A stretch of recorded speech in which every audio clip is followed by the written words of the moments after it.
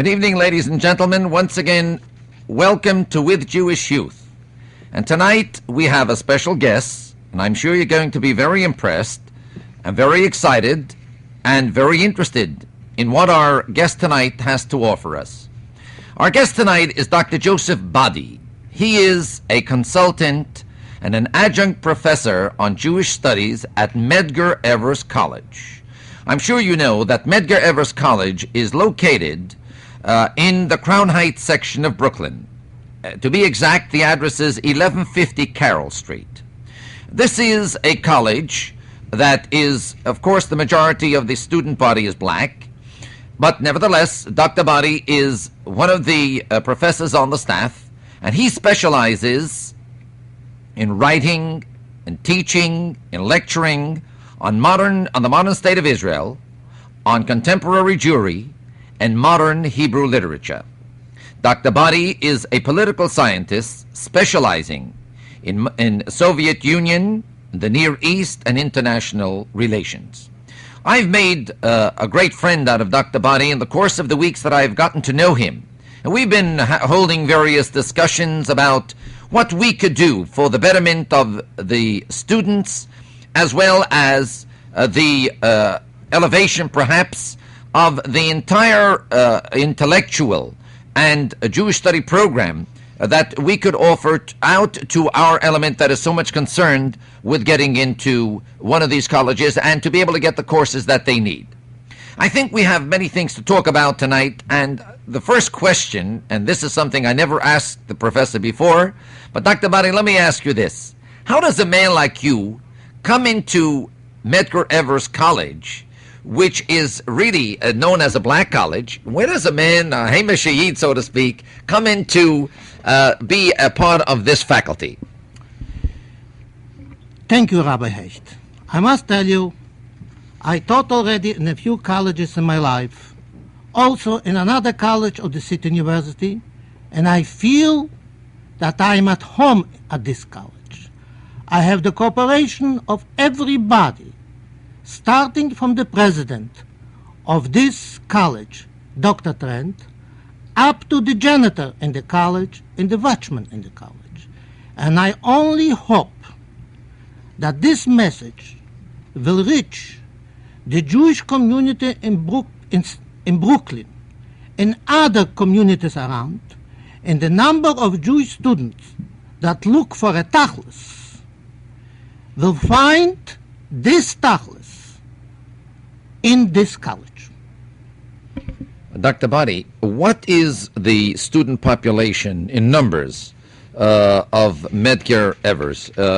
More or less, give us an idea about, how many students do you have, and if you have the breakdown as to the ethnic makeup of the student body, I think this too would be of great interest to our radio audience. Everything today is measured in numbers, and sort of to get an idea as to the leverage of one against the other. I think our young element in my audience would be very much concerned with this. I am prepared more or less to give you some figures. Medgar Evers College started in fall 1972, and then it was a college of 1,520 students. Today, this is a college of 1,997. Let's say 2,000 students, 25% higher. I don't have the exact figures as to the ethnical origin of the students, but it is more or less 42% black. The same more or less is as students of Spanish origin, and we have more or less 15%, maybe a little less, of so-called Caucasian origin. This, of course, includes Jewish people and other white people. As you know, according to the law, no school can have exact figures about the national or religious ethnical origin of the students. At this occasion, let me tell you something that will be very interesting to the Jewish audience in New York. The first student who graduated was a Jew. Yes, sir. And he is active in our school. I hope he will now help me to enroll more Jewish students. And his family, this means his parents, are among the people that support our school. I don't remember his second name, but I remember his first name is Myron. That sounds very nice. It always begins with a Jew, I suppose, even a black college. Tell me, do you have other staff members on the faculty of a Jewish origin like yourself? Or are you one of the, let's say, the Chad B'dor, the exception to this rule? I heard that we have mixed percentages as far as the white, the Caucasians, but I also would like to have an idea more or less, how does the staff and faculty shape up in more or less, as you've been speaking? You're not giving exact numbers, I don't hold you to these things, but I think our audience would be very much interested to know this. I would like to tell you, Rabbi Hecht, again, I don't have exact figures, and I don't know exact how many of the people that have white faces are of Jewish origin. But I met people like me with a yarmulke on their head, in both, in the administration and on the faculty.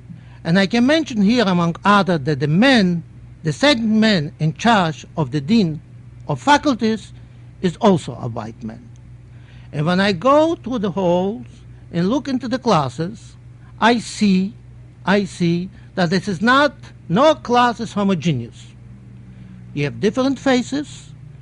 I am welcome there, and I'm also the address of many students that belong to us, and I hope that these different rumors will show that they all will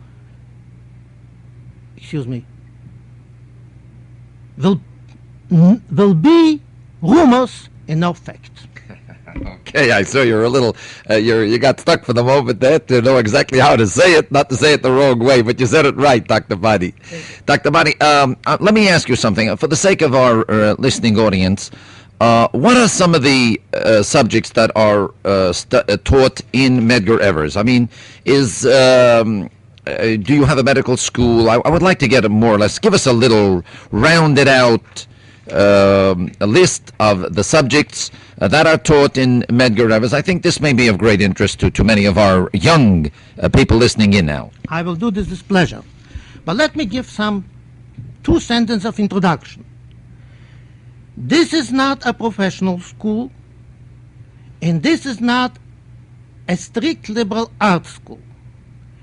This is a school that will follow the trend in the community with the emphasis on professional subjects. As of the subjects, we have the following. First of all, accounting, business administration, secretarial science, computer information, office administration, and legal paraprofessionals. I would like to add here that I assume that are the main subjects that our students in Central Brooklyn will be interested. This is my own opinion. Now, we have also nursing, mental health, and health administration. As I was informed, these professions recently have enough candidates on the market. Next, in humanities, we have ethnic studies. Incidentally, we will be a part of this ethnic studies. We have English, of course, foreign languages, music, and art. The other field that I think that our prospective students will be interested is natural sciences and mathematics, where we have biology, which is pre-med, chemistry, mathematics, and physics. An interesting field where I belong, but I don't think that we will have enough of students from our community, is social science, where we have economics, anthropology, history, political science, sociology, and something new, psychology, that I think some of our people will be interested. Finally, we have a program to prepare teachers in elementary education, in health and physical education. And with your permission, let me add one short. There is also a program which we call CUNY Baccalaureate Degree Program. This is a program where a student with a minimum of 15 credits can earn by himself 30 credits without participating in a classroom. This is a very complicated thing that I cannot go into details. No, but I'm ready to discuss this with any prospective student in my office. This sounds very fascinating, and I dare say that there would be many who would be very much interested in this, and they may be calling on you. You know, this is now is the season for thinking of college registration for those who have to go to college. And the one thing I liked about what you told us today, Dr. Badi, was the fact that most of the things you mentioned is the kind of a subjects that if they're looking for panose, like an accountancy and business administration and stuff like that, you know, I'm one of those fellows who usually speaks out against going to college only for social status. If they want to have a co-ed dormitory, they don't need to have to go to college for that. And if they want to be able to get a better chusn, they don't have to look for him on the college campus. I think that when a fellow has to go because he is going for a certain profession or degree without which he can have the panosa that he's looking for, then we have to think of where would be perhaps the best place. Now, you mentioned in the subjects that you brought out, you really brought out most of those type of subjects that people would think of studying or undertaking for the purpose of tachlis. In other words, for panosa purposes, and there would be no other way. I don't think there's a roundabout in which they can get to this. But let me ask you, how does this work? How long does the course take?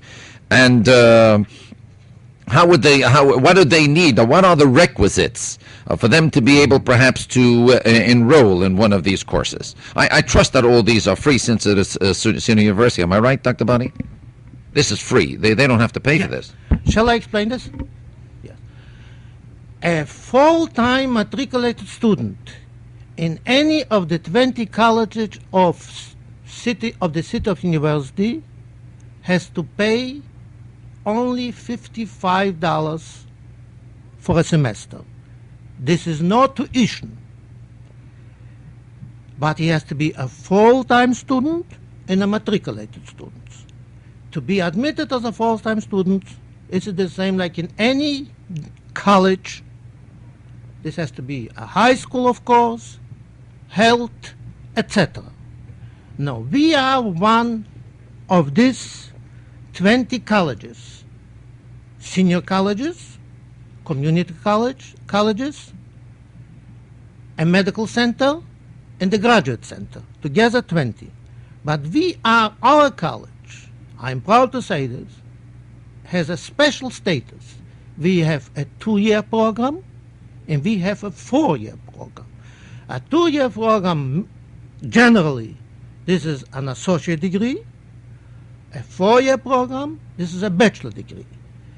So if somebody in our school, in our college, finish 2 years, he can continue in our college, not like in other community colleges that he has to switch from one school to the other. All the credits that he got in the 2-year studies are recognized as part of the 4-year college. And this is the unique situation that we have in our college. Because, and I repeat this again, this is the policy of our board, this is the policy of our president, Dr. Trent. The college has to serve the community. The community, this means every ethnic group. This includes also the Jewish Hasidic traditional group in central Brooklyn.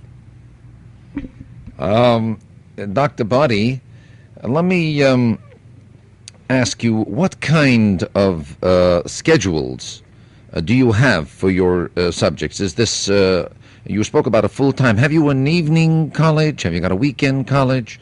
Must a student, can he only attend the real full day? I know there are a lot of people who have to take certain subjects, let's say. You know, he doesn't want to specialize biology. He wants to take just accountancy or something like this. How can he work out this kind of a program? And how would he go about something like this? Yes. Again, this is something new to compare to the other colleges. We don't have a day program and an evening program. We have a program. Any student can take classes during the day, in the evening, or in the weekend. And there is no Misrachmand. Everyone is important, any class you take, like in the other colleges. I don't want to say where. The president informed me, it's my feeling, let's say, better, that if we will have Jewish Orthodox students, that they don't want to devote most of their time to the Talmudic studies, we will be able to have classes daytime, evening, and in the weekend. Give us the students, Jewish community in Brooklyn Center, and we will accommodate you. You can have your boys and girls in Sunday morning classes. You can have your boys, men and women, in the evening classes. And if you can afford this, you don't have a job, you're not a teacher, you can take your classes during the day. This is no problem. We want to serve the community. I repeat this. Dr. Badi, let me ask you a question. I don't know, you don't have to answer this if you can't or if you don't want to. If you have enough students of male or female, boys or girls, could it be worked out that they should have separate classes? Rabbi Hecht, classes according to the law, to the American Constitution, to the state, there is no discrimination. We cannot organize classes and say these are for men and these are for women.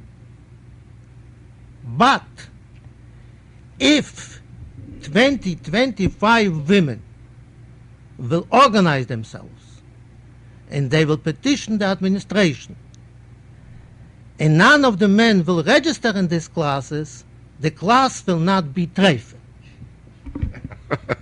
Well, you'll forgive me, that was a loaded question. I don't usually like to put my guests at ill ease, but I just felt that we ought to find out, you know, what makes us, or Medgar, of course. I really didn't have any professors of any other colleges on. I think you're the first one that I've had, and I felt because you're a Mishalonu Dikayid, and I thought that perhaps you could help out those, and instead of throwing them to the winds and letting them pick up their own destiny somewhere, I think with a fellow like you around, if I may use that term, you'll excuse me for using the word fellow, with a gentleman like you around, I think you could guide them, you could help them, you can steer them properly, and they could maintain any level of religiosity that they would like to. You did mention before the fact that you've seen fellows with yarmulkes and so on. You know, I want to ask you, while I'm on this subject, would there be any conflict in your schedules between Shabbos and Yontif? You know, after all, there are a certain amount of days, and if we were speaking now where there is an element in my audience, of course, of observant young men and women, we certainly wouldn't want to put them to any problems. How is it with you? Yes. First of all, let me tell you that there is a law in New York City that there are no classes at all in Rosh Hashanah and Kippur. So this is for every Jew, an observant and non-observant. Secondly, if there is no official law, it is a custom in all these colleges that if a group of students will say they cannot take a test in a day which is holy to them, every professor will take this in consideration. Next, let tell me, any Jewish student in any college, if he is registered in a class, let's say, like accounting, and he is the only one, he has only to report to the teacher and to say, I will not attend this class because it's my holiday and there is no problem. And finally, let me tell you something else. We will have classes on Jewish studies. We didn't discuss this as of now. These classes will have Jewish teachers, definitely. These Jewish teachers will not conduct classes in Jewish holidays. Even, I would say, even if they will have a day like Esther Tanis, the teacher is the boss of the class, and with the approval, of course, of the administration, he can switch this class to another day. There is no problem at all for observant people to be forced to do something like in the army of Tsar Nikolai. I can't remember that. I wasn't there. Dr. Badi, does your college give credit for rabbinical studies? This has been a big thing in certain colleges, and I think many of our students would like to know this too. Some of them would like to know how far will the college go in helping them, make their progress faster and getting their credits that they need. Rabbi Hecht,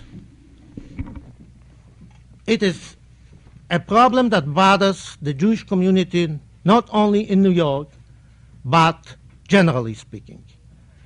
The attitude is a positive. We are working on this. And I hope, I would say even more than hope, that it will be a positive attitude. No, I want to know only one thing about it. I assume that you have in mind Jewish theological colleges, Jewish mitiftis, you have in mind, that are chartered. In such a case, it is without doubt that we will give them credits. Well, of course, I that's exactly what I meant. I didn't mean just a fellow walking in that he learned by a Malamed and say that he wants to get his credit. Dr. Badi, we're running a little close to deadline soon, and I want to grab in yet a few very important questions, and one of them I think pertains to the college per se. And I think you ought to tell us, this is one of the things that intrigued me very much, what benefits, shall we say, has the location of the college to offer to a student, let's say in Crown Heights, that he shouldn't have to go to, if I may say, uptown or downtown or even Borough Hall or something like that? I trust that there must be some intriguing features in having a college located in your own backyard where a student could benefit in many ways more than running around elsewhere. You know, it's right around your own corner. So I would like for you to tell this to our radio audience. Our college is the youngest senior college in the City University. And our college is an equal to the other colleges. The first benefit of a Jewish Orthodox student is that he is welcome. The second is he is at home. The third is he can organize his schedule according to his time. In the fourth, he has no problem of what he can eat, what he cannot eat. In addition to this, our college is a college, I would say, oriented in the direction of profession. My personal opinion is that a young Orthodox rabbinical student that for different reasons will not be a rabbi, will be a Yiddish Talmud Chochem, has to have a kardom lach porbo. And this he has the opportunity. He will be an educated Jewish man, he will have a profession, he will support his family, and the Jewish community here will sometimes get rid of the name poverty community. Dr. Badi, I dare say there must be many fellows, young men, young ladies, who are listening here. I think there are two very important things that I would like to cover before we sign off. First of all, tell my audience, if you please, what are the subjects that you personally teach at Medgar Evers College? I think I would like them to know you a little better, and this is the best way where we speak about your expertise. Thank you. Our program, in spite that it's not a program, it is our only Jewish studies courses, will concentrate on contemporary Jewry. According to the decision of the administration, we will have next semester the government and history of the State of Israel. We will have the Holocaust. We will have the Soviet Jewry. We are planning, if we will have enough students, to switch next semester to the history of the Jewish community in the United States, Hebrew language, and Yiddish. These are the 6 subjects at the beginning that we hope will give them the basis to understand the Jewish contemporary community, and it will be also a help to explain to the non-Jew what is the Jewish contemporary community. Okay, I see that you have your feet on the ground and your finger on the pulse. You versteht das Geschäft. And for this, I'm very grateful. One other thing, Dr. Badi, before we sign off, I only got a minute left. Yes, I would like very much for you to tell our audience where could they reach you if anybody, a young man or young lady, would want to discuss some of their problems about entry into college or something else. You seem to have enough background, enough knowledge, and I see that your telephone is the office of the president, which means that evidently you are on a high level in Medgar Evers. Do me a favor, tell the people when is best to call you or when is best to get in touch with you, and I think this will be the best service you can do for them. I'm glad to do it. I am officially attached to the office of the president of Medgar Evers College, a 4-year college of the City University. This college is located in central Brooklyn, 1150 Carroll Street, telephone 345-3303, office of the president of the college. Anytime during the regular office hours, I am there, or somebody, very reliable person, will take a message. And believe me, I will answer. Dr. Joseph Badi, thank you very much for being our guest tonight on With Jewish Youth. It certainly was a pleasure to have you. It was enlightening, it was interesting, and I'm sure there will be some excellent results. It was a great pleasure. Thank you so much. Ladies and gentlemen, thank you for being with us tonight on With Jewish Youth. And we'll be looking for your comments, your letters, your messages, your phone calls, 778-4600. And until tomorrow night at the same time, may God bless you all.